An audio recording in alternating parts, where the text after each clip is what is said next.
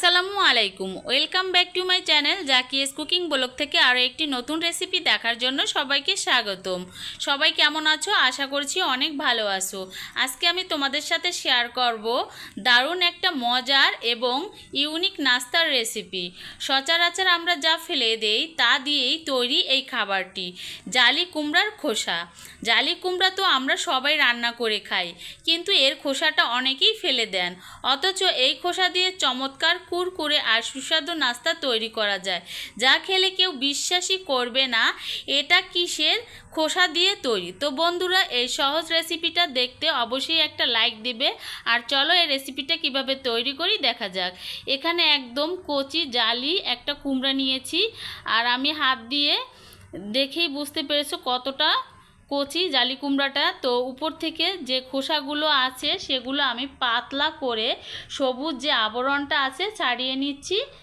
খোসাগুলো একদম পাতলা পাতলা করে এভাবে ছাড়িয়ে নিতে হবে উপর থেকে। আর অবশ্যই জালি কুমড়াটা কিন্তু কচি নিতে হবে, তাহলে কিন্তু নাস্তাটা অনেক সুন্দর হবে। তো আমি এখানে কচি একটা জালি কুমড়া নিয়েছি, আর উপর থেকে পাতলা পাতলা আবরণ করে আমি খোসাগুলো ছাড়িয়ে নিচ্ছি।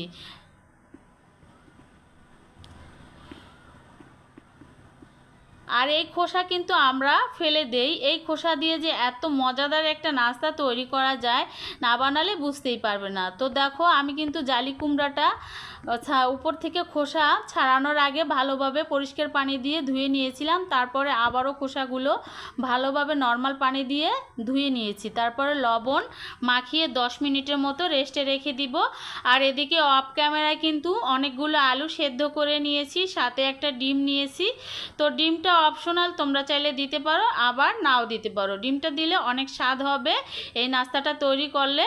তো দেখো, আমি সবগুলো অফ ক্যামেরায় ছাড়িয়ে নিয়েছি। আর জালি কুমড়ার যে খোসাগুলো লবণ দিয়ে মাখিয়ে রেখেছিলাম সেটা কিন্তু একদম সফট হয়ে গিয়েছে। এই পর্যায়ে চলে আসলাম চুলায় একটা প্যান বসিয়ে পর্যাপ্ত পরিমাণে তেল দিয়ে এখানে কিছু শুকনো মরিচ ভেজে নিব। একদম মিডিয়াম আঁচ করে মচমচে করে মরিচগুলো ভেজে নিতে হবে।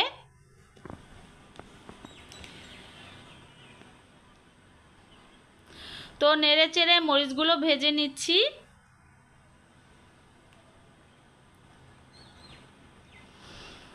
তো মরিচগুলো ভাজা হয়ে গিয়েছে। এই পর্যায়ে তেল থেকে তুলে আমি নিচ্ছি মরিচগুলো। তারপর এখানে দিয়ে দিব বড় সাইজের 3টা পেঁয়াজ কুচি কেটে নিয়েছিলাম অফ ক্যামেরায়, সেগুলো আমি ভালোভাবে ভেজে নিব।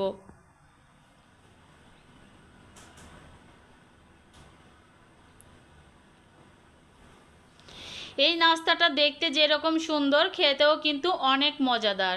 তো দেখো, পেঁয়াজগুলো ভেজে নিচ্ছি তেলে।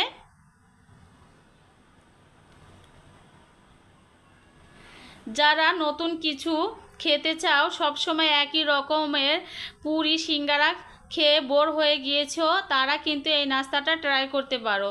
তো দেখো, পেঁয়াজগুলো ভাজা হয়ে গিয়েছে। এই পর্যায়ে কিন্তু আমি তুলে নিলাম। এখন চলে আসলাম নাস্তার মূল ধাপে। তো দেখো, এখানে নিয়ে নিলাম বেসন। তো সবগুলো উপকরণ আমার রেডি হয়ে গিয়েছে। এখন আমি নাস্তাটা তৈরি করে নিচ্ছি। তো এখানে বেসন 1 কাপের মতো নিয়েছি, আর নিয়েছি স্বাদ মতো লবণ, আর ঝালের জন্য দিয়েছি 1 চা চামচের মতো গুঁড়ো মরিচ, আর নিয়েছি ধনিয়া এবং জিরার গুঁড়ো ভাজা, আর 1 চিমটি পরিমাণে বেকিং পাউডার নিয়েছি। তো দেখো, সবগুলো উপকরণ বেসনের সাথে মিক্স করে এখানে 1 চিমটি পরিমাণে হলুদের গুঁড়ো দিয়ে দিলাম কালারটা হওয়ার জন্য, জাস্ট এটা কালারের জন্য দিলাম।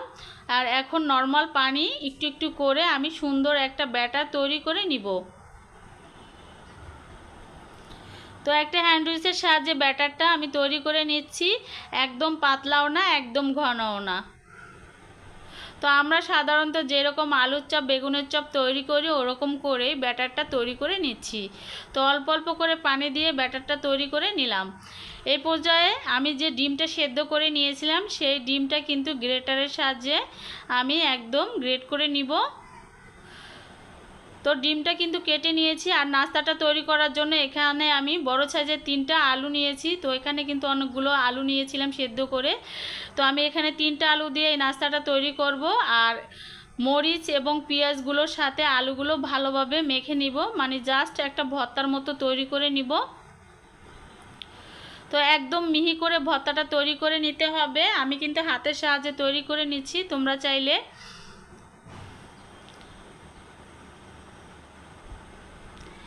তো দেখো ভর্তাটা কিন্তু আমার তৈরি হয়ে গিয়েছে। এখন এর উপর দিয়ে যে ডিম সেদ্ধ আমি গ্রেট করে নিয়েছিলাম সেগুলো দিয়ে দিলাম।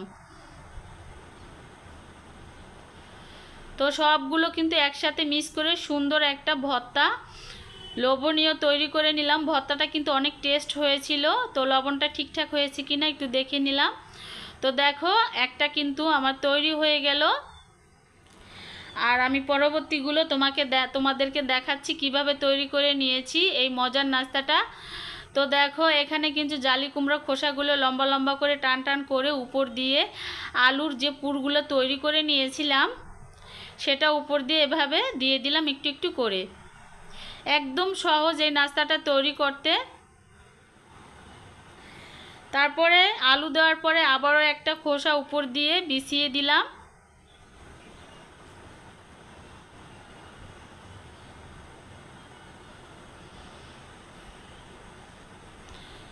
তো দেখো এখন কিন্তু আমি এভাবে আস্তে আস্তে করে রোলের মতো মানে ভাঁজ করে পাকিয়ে নিব।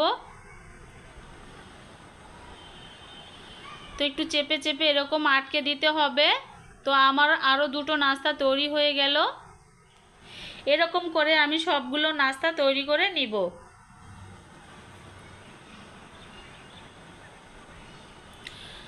তো আমরা তো সবাই কম বেশি আলু খেতে পছন্দ করি। আর এরকম যদি জালি কুমড়ার খোসা ফেলে না দিয়ে আলুর পুর ভরে এরকম মজাদার নাস্তা তৈরি করা যায়, বলো তো বন্ধুরা কতটা সুন্দর হয়। জালি কুমড়ার খোসাগুলো ফেলানোও হলো না আর অপচয়ও হলো না। খুব সুন্দর একটা বিকেলের নাস্তা স্ন্যাক্স হিসাবে এই নাস্তাটা তৈরি করে আমাদের বাচ্চা কিংবা ঘরের পরিবারের সামনে পরিবেশন করতে পারি। তো থাম্বনেলের ছবিতে তোমরা যে নাস্তাটা দেখেছো বন্ধুরা, ওই নাস্তাটা কিন্তু একদম ওভেনে করেছে। তো আমার কাছে ছিল না, তাই এভাবে কিন্তু আমি তেলে ভেজে নাস্তাটা তৈরি করে নিয়েছি। আর একদমই এটা কিন্তু দেখতে যতটা সুন্দর খেতেও ততটা সুস্বাদু। আর পরিবেশনের কথা ভাবছো, এটা তুমি চাইলে গরম গরম ভাতের সাথেও খেতে পারো। যেমন আলু ভর্তা খাওয়া হয় তেমনি এটা আমেজ দিবে একটি ভাতের সাথে। আবার বৃষ্টি ভেজা দিনে গরম গরম খিচুড়ি কিংবা দাওয়াতের পর পোলাও বিরিয়ানির সাথে এটি দারুণ জমে যাবে। যারা একটু অন্যরকম স্বাদের কিছু খুঁজো তাদের জন্য এই নাস্তাটি অসাধারণ একটা অপশন হতে পারে। যেহেতু আমরা আলু ভর্তা দিয়ে ভাত খাই, আর এই নাস্তাটা যদি গরম গরম ভাতের সাথে নেওয়া যায় তাহলে কিন্তু এক প্লেট ভাত অনায়াসে খেয়ে নিতে পারবে। তো দেখো আমার নাস্তাগুলো তৈরি হয়ে গিয়েছে। এই পর্যায়ে আমি এই নাস্তাগুলো ভেজে নিব। আর ভাজার জন্য এখানে পর্যাপ্ত পরিমাণে তেল দিয়ে দিলাম। তেলটা সুন্দর করে গরম করে নিতে হবে, একদম হাই হিট করে গরম করা যাবে না, তাহলে কিন্তু নাস্তাগুলো পুড়ে যাবে। তো দেখো ব্যাটারের মধ্যে আমি যে নাস্তাগুলো তৈরি করে নিয়েছিলাম পুর ভরে নিয়েছিলাম সেগুলো ব্যাটারের মধ্যে মানে বেসনের ব্যাটারের মধ্যে দিয়ে এখন তেলের মধ্যে দিয়ে আমি ভেজে নিব এক এক করে। তো এখানে আমি দুটো দুটো করে ভেজে নিব। তোমরা চাইলে কিন্তু আরও বেশি করে একসাথে ভেজে নিতে পারো, যেহেতু আমার কড়াইটি একটু ছোট ছিল।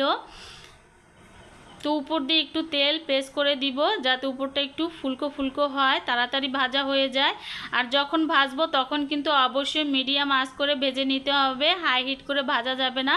কারণ যেহেতু এখানে জালি কুমড়ার খোসা আছে, এটা যাতে সিদ্ধ হয় এবং সুন্দর করে ভাজা হয় সেক্ষেত্রে এখানে কিন্তু একদম মিডিয়াম আঁচ করে ভেজে নিতে হবে। আর খুব সুন্দর একটা ব্রাউন কালার করে আমি এই নাস্তাটা ভেজে নিব। তো উল্টিয়ে পাল্টিয়ে আমি ভেজে নিচ্ছি। আমার এই নাস্তাটা ভাজতে প্রায় 5 মিনিটের মতো লেগেছে।